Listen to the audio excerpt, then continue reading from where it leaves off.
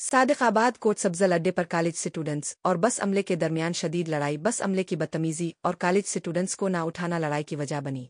Sadiqabad coat सब्जल अड्डे पर college students और बस अमले के दरमियान शदीद लड़ाई। बस अमले की बदतमीजी और कॉलेज स्टूडेंट्स को ना उठाना लड़ाई की वजह बनी।